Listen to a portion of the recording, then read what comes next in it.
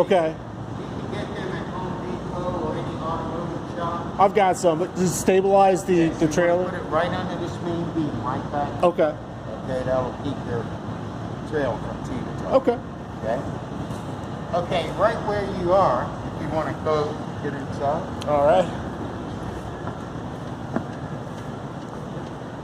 Once that center portion is off, right here, sir. Yes.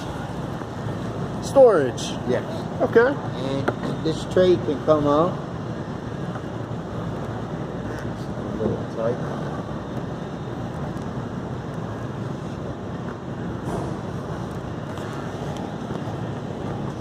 This tray will come out. I'll take your word for it. Under here, Okay. Okay. It's a little tight because it's new. Okay? Gotcha. Your boat might be a little freer because Ted's working on it. Okay. Okay. It has snaps on the inside here, and that secures the straps that are on your center piece. Okay. Your centerpiece comes down, snaps here, and this one goes over top. Like Gotcha. so. This one doesn't have to be removed because it's permanently fixed right here. Okay.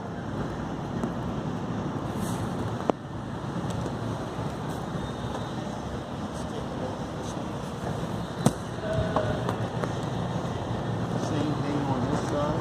This is tight too, but it's held down with a screw. This one may have a screw in it too. Okay. But if you take the screw out, this tray will lift up and you got your storage space for life preservers or whatever. Okay. Okay? Now, none of the storage compartments on this boat are considered to be watertight.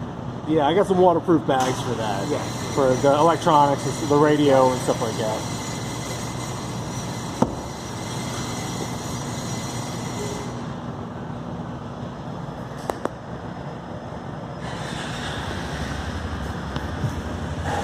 Okay, your center, under your center seat is a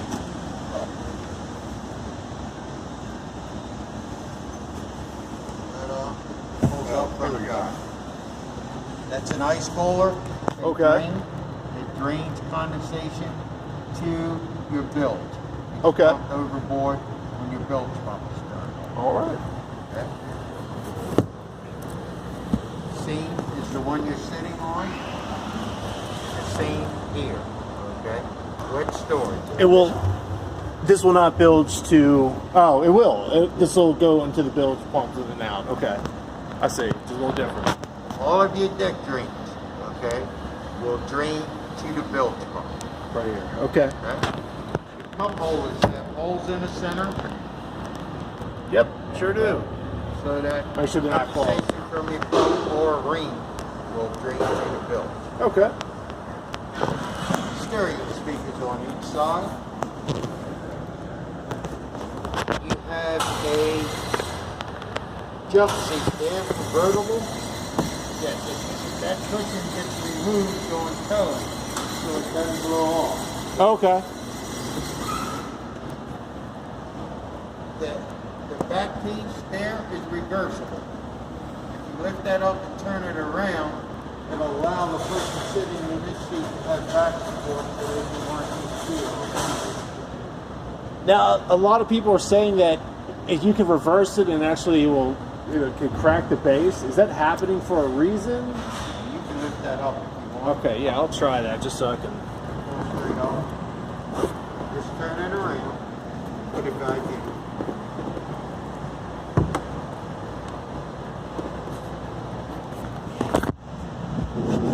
Okay.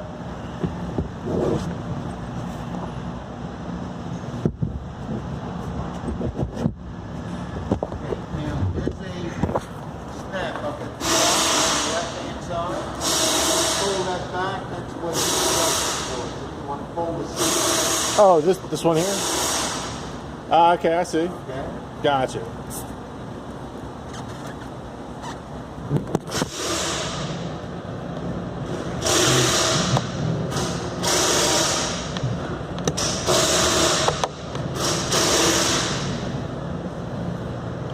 Gotcha. The one on this side is for holding it down. Okay, gotcha. Snaps here for down and snaps here for up. All right. Okay, if you look at your main Okay, locker in the center there. Lift that. Okay, you'll see an oar on the left-hand side, and on the right-hand side you'll see two rubber keepers.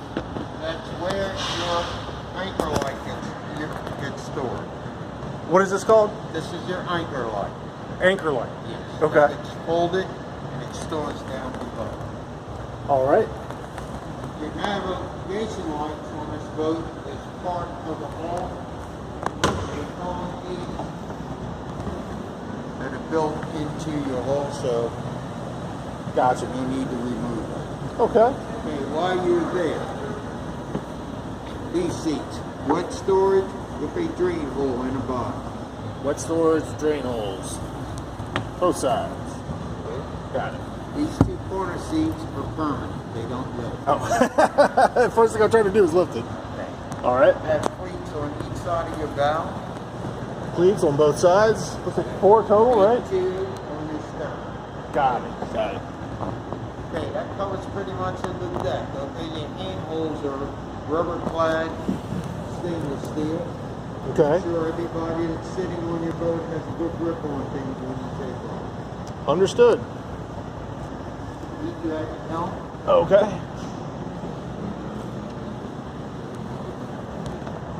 Okay. Let's talk about your engine. Okay. It's a 4-stroke direct fuel injected cast aluminum block, and it's a very powerful, reliable engine. Okay?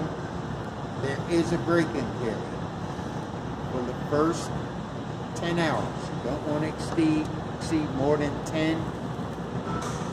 Okay. No, for the first 10 hours, you don't want to exceed more than half travel on your throttle. Okay. Once you get to 10 hours operating time, you can creep up to 3/4 travel on your throttle. Okay. Until you get to a total of 15 hours run time. Once you get to 15 hours run time, it's considered broken in. You can run it as hard as you want. All right. Very important, that braking. Can I see how far full is? So Well, you can't do that unless the engine's running. unless what? The engine is Oh, okay. So I don't even mess with the throttle unless it's running. Okay. Copy Here's that. what I want to show you. The throttle is multifunctional. Controls the boat going forward as fast as the engine will push it. When you come to neutral, all propulsion stops. Okay. Has reverse. Reverse has a fixed low speed. Got to remember that. So if you're cruising along and this big whale jumps up in front of you, don't expect to back out fast. Okay? All right. Fixed low speed, reverse. You have the tilt control.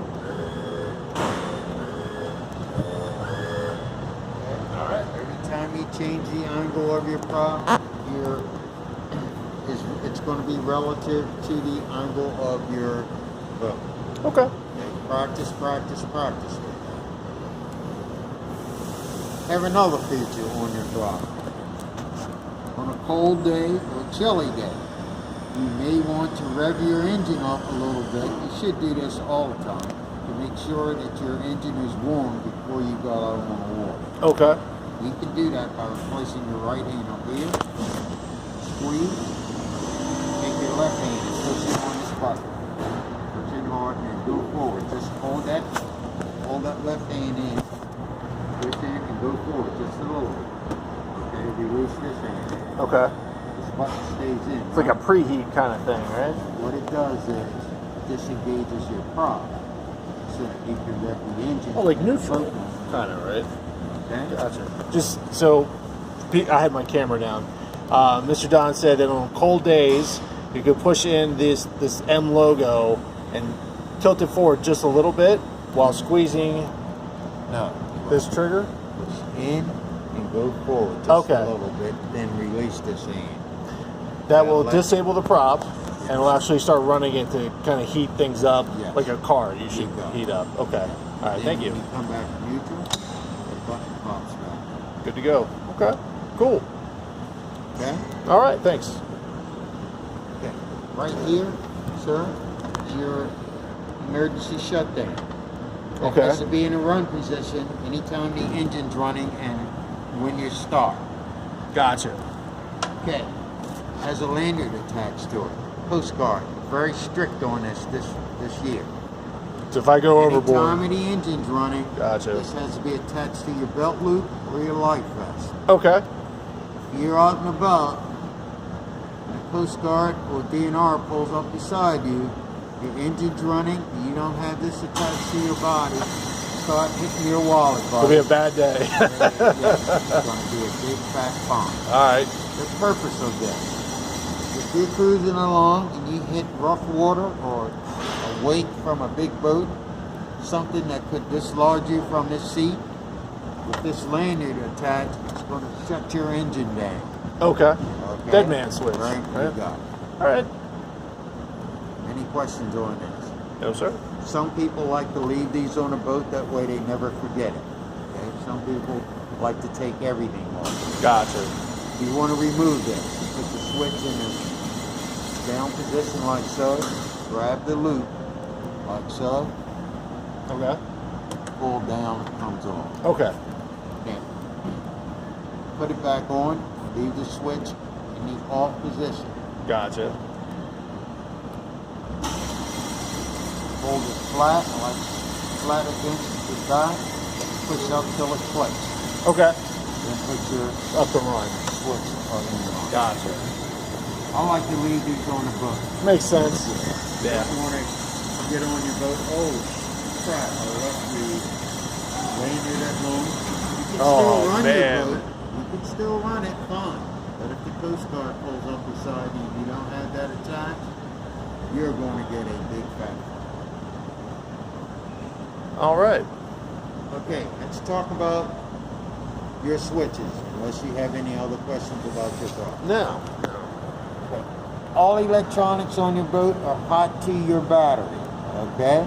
So if anything wrong, everything's illuminated, okay? So that you don't get off your boat and leave something on, okay? If you turn the ignition on, now you can see everything's illuminated, okay. okay? Let's go around. First, you have your horn,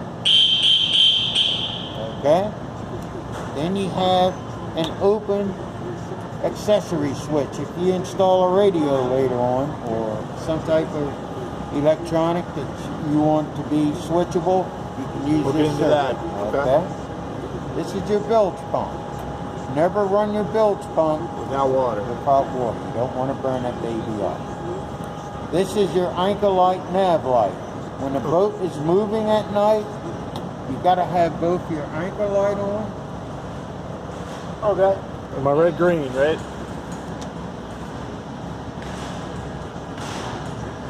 Red green. Got it. Okay. Why is it three? It's 3 poles. That's all. Okay? Your boat is standing still at night. You anchor or you're still fishing or drifting, you don't need your nav light on. You only need your anchor light. Okay. That's just the anchor light. Oh, okay, I see. So all the way down is just the anchor light, no nav. Top is nav and anchor. Middle position is completely off. All right. Okay? These switches are illuminated so you don't forget to turn them off. Okay? Your ignition key. We'll go over that when we start the engine. Okay. You have a 12-volt outlet for charging a cell phone and a Cigarette MP3 outlet there, okay? Okay. For your radio. Gotcha. Auxiliary input, USB, and it's a cigarette lighter? Yeah. Okay. Right on. Okay? Now, let's talk about your gauge. Okay. Your gauges are multi-gauges. They only work when the engine is running. But if you turn your ignition key on, you can see they become illuminated. There's a backlight there. You can see it faintly. It won't impair your light during the day, but it certainly will improve your vision at night. Okay.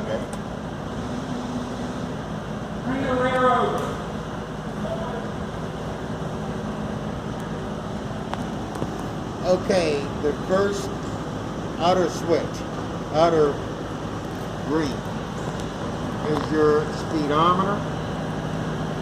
Okay. Okay. Remember the braking time. You're not going to pull a water steer with this engine. Yeah. You can't pull a tutor. Okay. Okay. I'm not sure how fast this boat will go, but it's all contingent on payload, how many people you have on the boat, and wind conditions. Gotcha. Your fuel gauge. Okay. Your fuel gauge on any boat is only 80% accurate. Okay, 80% accurate on fuel gauge. Yeah, I got. It has to be sitting perfectly level with no rock before that gauge is going to give you a real true indication. Okay. Always remember to have a full tank when you leave the dock. Try to use 1/3 to go where you're going. 1/3 to get back. 1/3 for return. emergencies. Yeah, gotcha. Okay. Your next gauge, I'm not sure what that is. Trim. Trim. Okay. Keep from having to look over your shoulder. You turn your key on a quarter turn.